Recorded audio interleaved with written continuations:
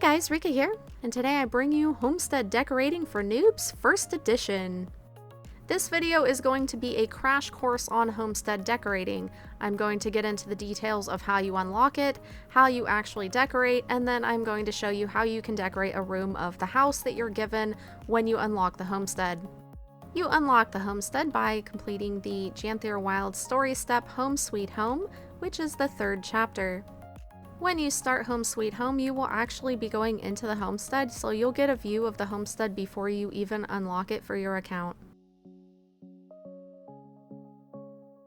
Once you've completed Home Sweet Home, you will unlock the masteries that are available for the homestead, and each one of these masteries is going to give you some new abilities. What it boils down to is that you need to unlock these masteries in order to unlock higher level homestead decoration recipes. At the end of the mastery track, you will also unlock an additional 500 decoration cap for your homestead. So just by doing the story and completing the mastery tracks in the homestead line, you will have a decoration cap in the homestead of 1500. The rest of the 500 cap available, bringing you to 2000, you will have to buy from Deft Lahar.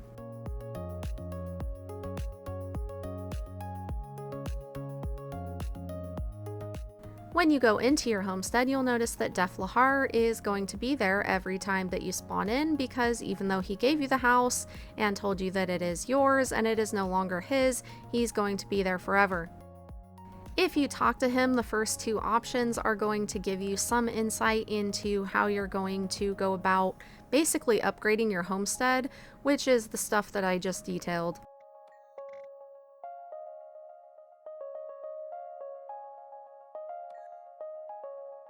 If you have a look at the map, the homestead area is actually quite large, so the house and all of the outbuildings comprise a very small area. What we're focused on in this video is going to remain in the area of the house and the outbuildings.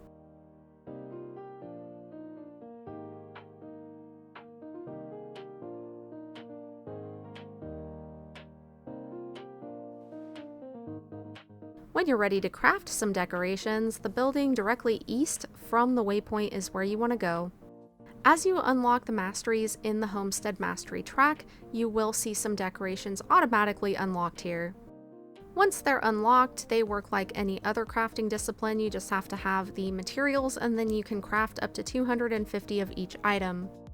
Do keep in mind that there are area caps in the homestead as well, so I would not recommend making 250 of any of these items. All of the decoration packs that you buy from the gem store are going to be in the easiest crafting tier, so you can always look for them there. Once you have some decorations crafted, you can start using them in the homestead, and you can actually place them almost anywhere.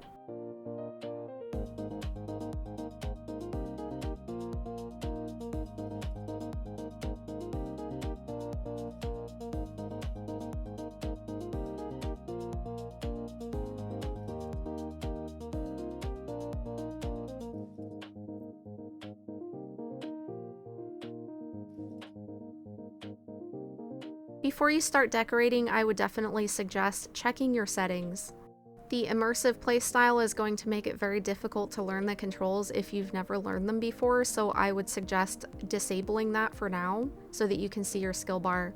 I would also suggest that you have your objectives set to always show, as well as your target. If you're decorating an area of the homestead that's nowhere near the waypoint, I would suggest keeping the compass enabled as well, so that when it decides to change the weather on you, you can go back to the waypoint easily. Also, if you're not using a custom cursor like Yellow Mouse, which is what I'm using, it's available on Steam and outside of Steam if you're interested, I would suggest using the highlight feature for the cursor that's available in the settings here, just because it can help you to find your cursor when you're using decorations that make it a little bit hard to see. How do you start decorating? Press L, or you can go to the top right corner if you have the objectives enabled and you're in the homestead, and hit that button. Once you go into decorate mode, your skill bar is going to change. I'm going to give an overview on how the skill bar works and then go into more detail on that. Basically, F1 skills are going to be for placing decorations, F2 is going to be for adjusting already placed decorations, and F3 skills are going to be for removing already placed decorations. Skills 8, 9, and 0 are going to remain the same no matter which mode you are in. The F2 skills are basically the same as the F1 skills, so I'm not going to go into a lot of detail on that in this video. I will be going more into that in future videos. F3 skills, or the removal skills, are going to allow you to get rid of one decoration or groups of decorations, and X-ray vision, which allows you to see through things just in case you put your chair in the ground. I'm just going to give you a quick little demonstration here, but don't worry, I will be doing lots more.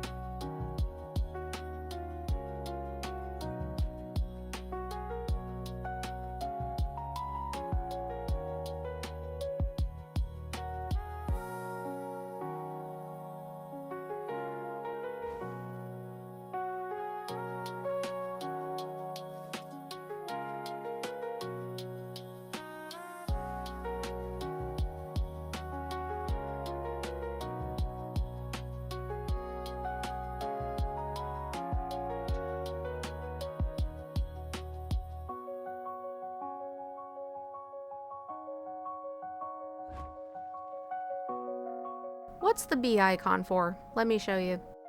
The bee allows you to move more easily when you're decorating. I use it most of the time. It can be very difficult to scale things and to stack things when you're only decorating from the ground. The bee movement skills will be the same as the sky scale if you have that set, and if you don't, the spacebar goes up, your turning and everything is going to be the same as your character presets, and your landing skill or going down is going to be something that you probably have to set because, at least in my case, I didn't have it preset. As you can see, as the bee here, it is a lot easier to tell what kind of scale this item has in relation to the ground. The only problem that you have as the bee from above, in my experience, is that you can't really tell how close to the ground it is, and you can easily put it too high or too low. And now I'll show you where it's really useful to be the bee versus on foot because of the scale and stacking items. Oh, I did also forget to mention, if the bee noise bothers you, you have to go into your sound settings and turn off effects. Unfortunately, all of your effects are going to be turned off. Now to just place an item on top of here. What goes well on top of an ice tower? A bird bath, of course.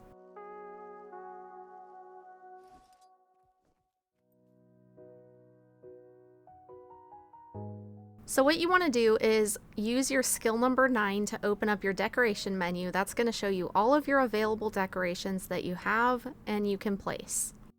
And once you have the decoration selected, you can use your F1 skills. Hit number 1 and you're going to see the decoration pop into existence. If you hit number 1 again, it's going to place the decoration down wherever your cursor is. Skill number 2 is going to allow you to move the decoration around in space, hence the arrows. The arrows are going to show you which direction it's going to go, and the little squares, there's going to be 2 of those. Those will allow you to move them in diagonal planes.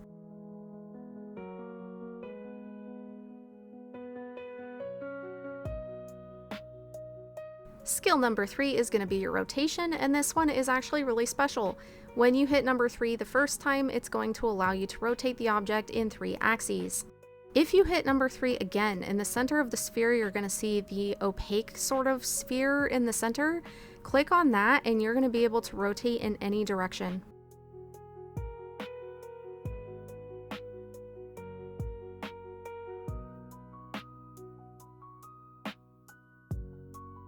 Your number 4 skill is going to be scaling. Click on any of the 4 little cubes, the color actually doesn't matter, and drag them in or out and you'll see the size of the item change. Skill number 5 is your toggle manipulator alignment. You can change this from local to global. I'm going to show you what that does. I honestly never use this. When you start decorating in your home instance, you're going to be defaulting to global mode, which means that the axes of your decoration are aligned to the instance in cardinal directions, which means north, south, east, and west. If you change this to local mode, the axes will be aligned to the object's position in space. Your skill number 6 is your reset scale and rotation skill, and it does exactly that. If you've been playing around a lot with a decoration and manipulated it to the point that you no longer recognize the thing, just hit number 6 and it will restore itself. Skill number 7 is your use last scale and rotation skill, and this is definitely my favorite. These cubes decided to bug out on me because I was using a large size and then I switched over to a normal size snow cube. So don't mind the weird snapping to a smaller size when I'm placing them. That doesn't normally happen. Okay, so let's say that you decide that you want to build a castle that looks like it was made with sugar cubes. These cubes would be perfect for that. For doing something like that, you'll want the cubes to be uniform in size and rotation. So first thing, make sure that you have multiple of that same decoration made, and then place one of the decorations once you've figured out the size and rotation that you want. Then, when you've placed that decoration, all you have to do is hit 1 again, and it'll bring out another of the same decoration. Hit number 7, and it will duplicate the size and rotation of the decoration. You'll just have to figure out with number 2 where you want the decoration to go. The only thing that would make this better would be snapping. As long as you have more of the decoration and you haven't left decoration mode since you started using these objects, you'll be able to place as many as you want in the same size and orientation. Your only limitations will be your homestead decoration cap, the area cap, and of course, whether or not you leave the instance.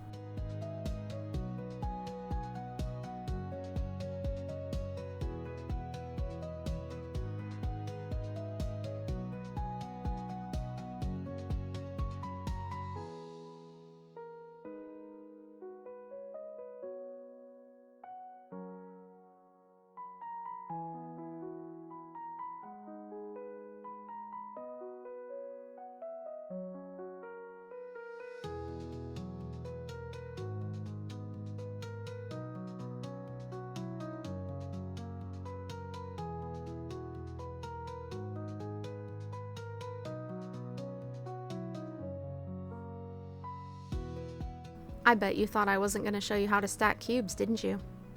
Think again.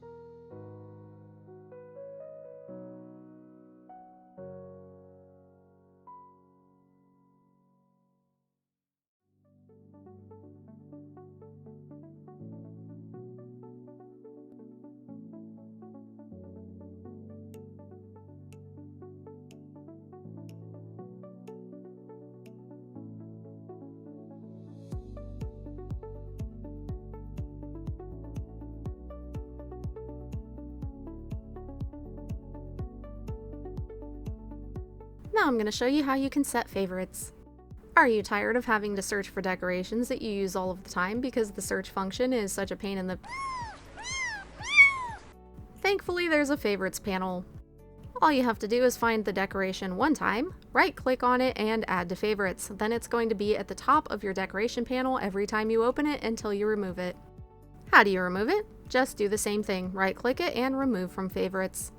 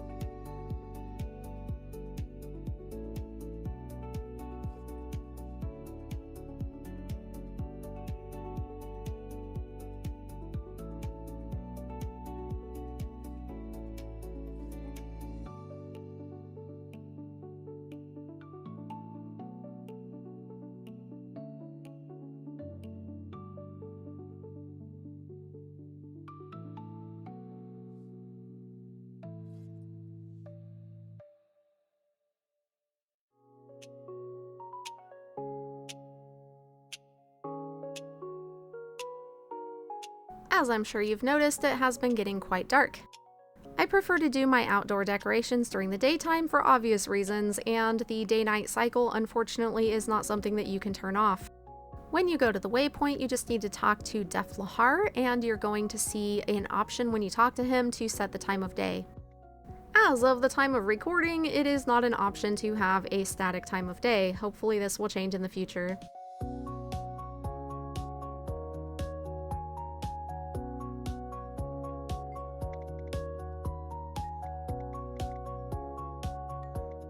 The only option for a static sky at the moment is the Shimmering Aurora Homestead package, which changes your sky to the Shimmering Aurora.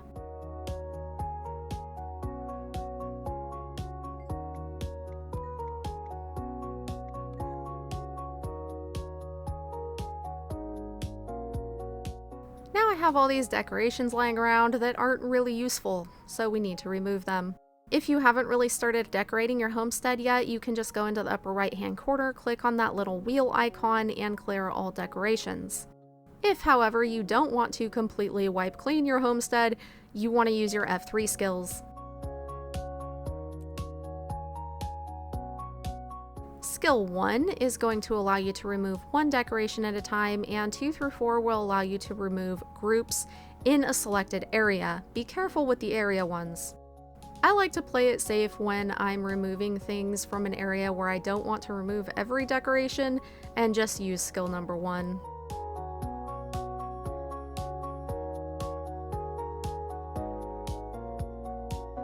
Finally, how to recover lost decorations. Skill number 5 on your F3 bar is X-ray vision. If you randomly place the decoration and you cannot find it anywhere, it's probably inside of something that you can't see. Just hit skill number 5 and look around and you should be able to see the object. Once you found your missing item, like my mausoleum hidden in the ground here, you can use your skill number 1 in order to remove it.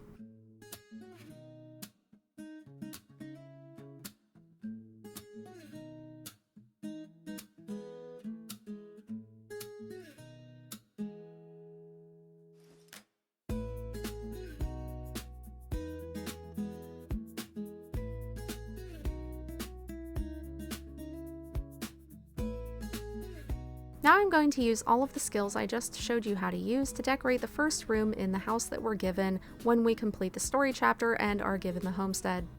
All in all, this room took me about 30 minutes to decorate.